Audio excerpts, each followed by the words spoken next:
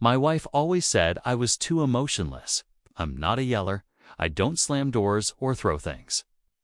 When we argued, I'd stay calm, which I guess just made her even more frustrated.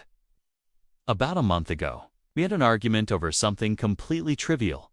She was upset that I didn't have a big reaction to a TikTok video she showed me.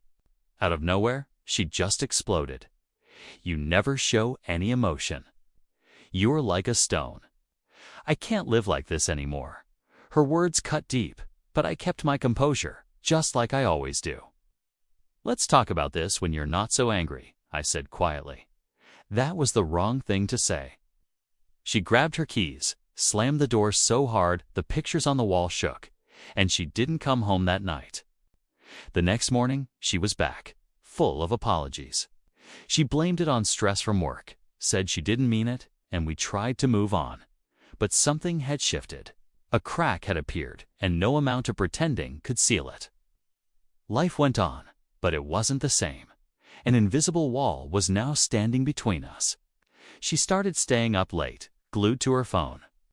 I'd see the screen's glow on her face as she sat on the couch long after I'd gone to bed. She was always texting, always smiling at that little screen. But those smiles were never for me anymore. Whenever I'd ask who she was talking to, she'd just wave it off, saying it was a group chat from work or a friend. The distance between us grew wider with every passing day. One night, I found her asleep on the couch. Her phone was on the cushion next to her, screen still lit up. I wasn't trying to snoop, I swear. I was just going to pick it up and put it on the charger for her. But as I reached for it, a new message popped up on the screen. It read, "Can't wait to see you tomorrow. I miss you." My heart just sank. It felt like an anchor dropping straight through my chest. The name on the notification was her coworker. The one she always said was just a friend. My hand was shaking as I picked up the phone. I knew I shouldn't, but I couldn't stop myself. I opened the chat, and there it was. Months of messages. An entire secret life I knew nothing about. I scrolled and scrolled, my world crumbling with every word I read. She didn't tell him I was emotionless. No, the words she used for him were different. She told him I was boring. She said I was predictable. She wrote that this other man, was the one who made her feel alive. Every message was a dagger. All those nights she was smiling at her phone. She was smiling at him. All the stress from work was just an excuse to spend more time with him. The woman I had built my life with was complaining about me to another man, while sharing inside jokes and planning secret meetings. I stood there in the quiet living room, the only light coming from the phone screen, and I felt this strange calm wash over me, the kind of calm before a devastating storm. I didn't yell. I didn't wake her up to confront her. What was the point?